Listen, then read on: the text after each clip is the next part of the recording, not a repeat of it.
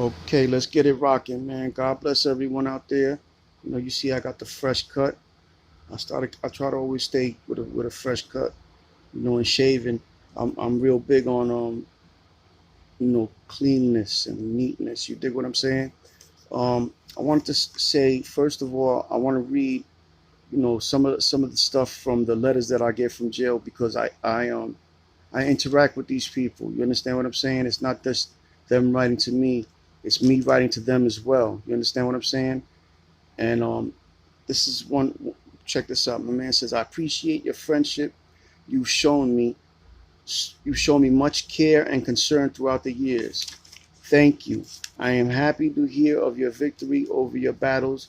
May you continue to stay focused and clean. Q, you are a great guy, and I know through faith you will achieve all your heart desires." That's my man PC. Salute to PC, man. I love you, boy. You hear me? Okay, now this one right here, this letter right here, I when I got it, I cried like a baby. It's a person that I love all my peoples though, and but this guy right here, we're very close, and I consider him a brother. And he, he's I want to show you guys something. I'm Puerto Rican, and he's black, right? But I don't see him as a black man. He doesn't see me as a Puerto Rican man. We see each other as brothers. You dig what I'm saying? And I'm at a point in my life where I've always thought outside the box and just looked at people as people. Not a Puerto Rican man, not a Italian man, not a black man, not a white man. I always look at people, as a woman, a man, and a child, and we take it from there. I think tribalism is really, is when it gets wicked, is no good. And I'm against prejudiceness and hate and stuff like that. But I got this letter right here, and I cried like a dog, man. I mean, I cried like a baby, like I was at a newborn funeral. Like one, when you cry and you be like, like that. Like, you dig what I'm saying? And I never cry. I never force myself to cry. You dig what I'm saying? If you see me crying, it comes out naturally. That's the oppression and the anger and the stress coming out. And I cried hard. I opened the letter in front of my brother, and I read it, and I started to cry. You dig what I'm saying? My brother was like, because when I started to cry, I covered my face like this with the letter. I put my face behind the letter like this. You dig what I'm saying? And I covered my face, and my bro was looking at me like, "Yo, what's up?" Q. And after a second or two, he knew what it was. He knew I was crying. So he gave me my space. He let me get it out of me. You dig what I'm saying? He kept people away from me. Shout to my brother for holding me down that day. But that's the pain of oppression and what it does to people. You dig what I'm saying? And if you're wondering what's that on my head, that's a little Vaseline. The barber got a little he hurt me. You dig? But check this out, right? I'm gonna read. I ain't gonna read the whole thing, but check it out. It says, "I got your letter. I could hardly read your handwriting, LOL. You write neat as hell in print and effed up in script. But I read every word, and I hope your health is good. I really don't speak to many people, like, I'm not gonna say the name, and you find out who your true friends are when you're here. I'm happy to be in touch with you. That's great. And I'm happy you're doing well. How is your bro? Tell him I send my love. I last saw him in a video with his son. 3 weeks into text you. Okay. Now, where's this other one? Did I mess up? Is this something? Okay, let me see something. All right. I hope to be out the box soon. I don't need anything because I asked him if he needed anything. I would send it to him. But if you can, send me some pictures. That would be nice. I wish I had a picture of John Lowe. John Lowe is my father. I really miss him and Monty. Monty was his partner. They're both deceased now. Monty was killed on Ralph between Jefferson and Putnam. He was murdered. I love them, word. Those were real men. They are legends, never to be forgotten. Right? I need to change the topic. I don't want to cry and shit. Then he asks me some more things. But the point I'm trying to make here is, that's love right there between me and that person. That bond could never be broken. You understand what I'm saying? And I truly love him, man. I'm not going to say his name or whatever. He's known in the streets as LG though. That's my dude. He's a bed-style legend himself. So for him to salute my father and his partner like that, that shows you, you know, how loved they were and how iconic they are in that part of the style, which is Ralph Jefferson, Putnam, Madison, that area. You know, if you come from that area, then you know my pops. He had a store that he used to, you know, he used to do whatever he used to do out of it, but there was always video games in the store, and and you know, whatever candy and stuff like that. But he would let all the gangsters congregate in his store because he was cut from that cloth, and it gave them shelter, you know, from the police, and you know, that's the type of time we was on, man. We all loved each other, man. It was a brotherhood. It was you know, a union, a strong bond, you know, and there's always gonna be, you know, what's the word I'm looking for? Turmoil and differences, but the, you know, certain bonds are never to be broken, man. And I love that, man, from my heart. When I cried, it was from the anger and from the oppression that I felt and the oppression that's enforced on my people. Because I've been incarcerated, so I know what time it is. You dig? That's my man. They got him in the feds right now.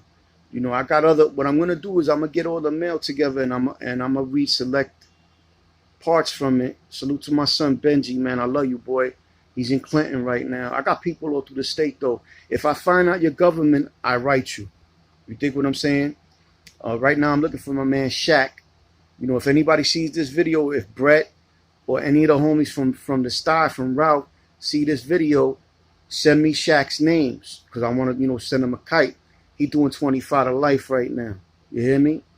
But you know, this is the oppression that's enforced on my people. None of us want to sell drugs. None of us want to rob, steal, or do whatever we do in the street to survive. But if you look at the video that I did with RA, he really breaks down the poverty that was going on out here where people had to do things like that. Don't nobody want to risk their freedom and their life to make money. We do it out of necessity. You dig what I'm saying? But yeah, man, you know, I got to sit down and write the documentaries. I got by tomorrow that'll all be done. The weekly documentaries to watch. Offhand though, there's a good one that I used to watch called The Wonderful World of the Whites, about a family from I think they're from Virginia, but they're like, you know, they're country people, but they're gangster. You know, they do whatever they got to do to survive. It goes to show you poverty and oppression doesn't discriminate. You dig what I'm saying? And drug addiction and incarceration and all that. But yeah, man, you know, the Wonderful World of the Whites. You got offhand what other ones was I thinking of here? Because I had thought of a few. But anyway, I'm gonna write them down for y'all. You hear me? And you know, you guys could watch them. I don't own the copyrights to any of these movies, you know. So just to say that. But you know, check out the RA video, man. Check out the knowledge and the history of you know, Bushwick and Brooklyn back in the days. You dig what I'm saying? Like I said, don't mind this stuff right here. This is Vaseline because I got he pressed too hard. The machine burnt me. You dig what I'm saying? But you see the cut is fleeky. You know, my shit stay on fleek. You dig what I'm saying? But yeah, thank you guys for rocking with me. I appreciate you. We're just getting started, and tomorrow I'm supposed to do some more stuff. You know, I know there's a lot of stuff going on right now concerning Tekashi 6ix9ine and all that stuff, but my thing was never to you know, do cover stuff like that. You dig what I'm saying? God bless all them people, free them guys. You know what I'm saying? And young boys that seeing this go down, use it as motivation of what not to do. You dig?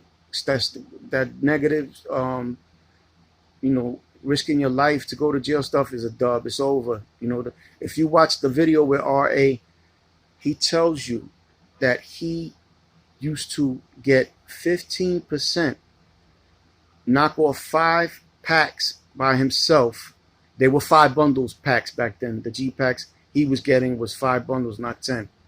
So um, he would knock off 5 packs by himself and make whatever he was making. 5 times 15 is whatever, uh, 750.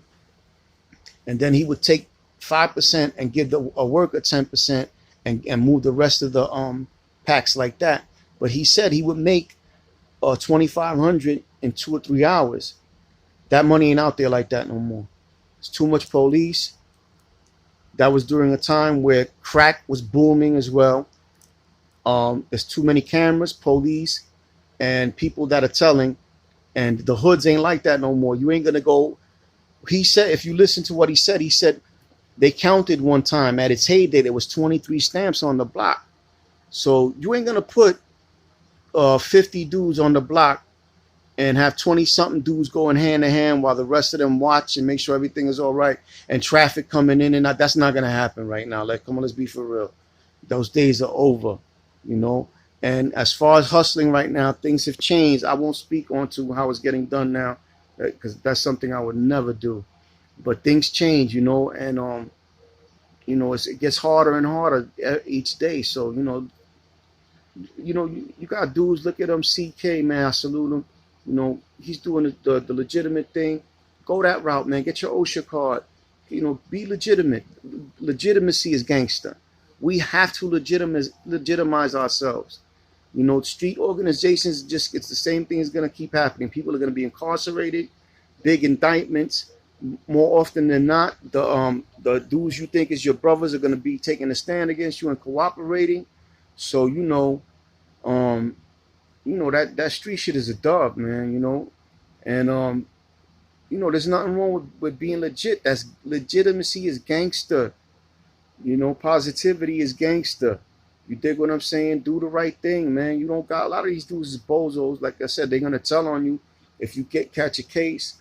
You know what I'm saying? Or even if they don't, you and your peoples is gonna be doing football numbers. You know, fighting the case on Rikers Island or the boat, and then going up north or going to the feds, man, and doing the asshole full. And it's not worth it. It's not worth it, man, at all, man, at all.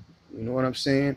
But free them dudes, man. Free all them dudes that's fighting the cases right now in the feds in the state, you know. And if you don't got to take it to trial and you could get yourself a decent number, don't play with these people. They will put your lights out, man, you know. And I'm not telling anybody what to do. I'm saying it's not always worth it to go to trial, you know. And don't listen to none of these jailhouse lawyers.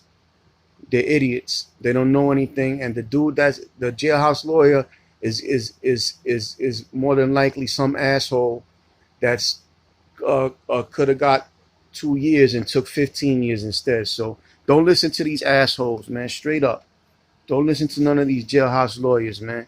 You dig what I'm saying? Like, try to find somebody that's a good dude. You see, that's a stand-up dude, you know, and try to have him help you with your law work. And try to fight the case as best as you can. You understand? And man, I pray for a day to come where poverty doesn't exist, where we're not killing each other left and right, where we're not incarcerated at the rate we are. You know, and it starts with you. It starts with you as an individual, and it's really easier than people think. It's simple. Love people. Love yourself and love your fellow the rest of your peoples and your fellow brothers and sisters in the human race.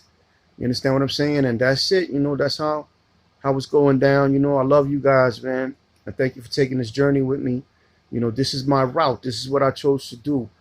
YouTube. You know, it's gonna be my my ticket to righteousness and positivity. You dig what I'm saying? Support all these guys doing their thing, man. You know, it's enough. It's enough to eat for all of us, man. Everybody can have money and live a good life. I truly believe that, man. God bless you guys, man. And I don't condone what Tekashi did at all, any way, shape, or form. I'm big on on manning up and taking your punishment like a man, and taking your medicine, you know. And I fought 5 felony uh, narcotics beefs, and I stood tall in every time, and fought them out in the courtrooms. I know that pain. You understand what I'm saying? That's why it hurts when I get them letters from jail. You know what I'm saying? Because I know the pain of incarceration, and of you know fighting cases, and these racist, no good, hateful, wicked demons, and the viciousness and the tactics they use to divide and conquer us. But I'm gonna end it like that. I love you guys, man. I'll get another blog in tomorrow. Come to my lives, and we got way more stuff coming. All right, it's Bushwick the fuck up all day, every day. Brownsville, Brooklyn, and Bed-Stuy up. That's how we give it up. All right, I love y'all. One yourself.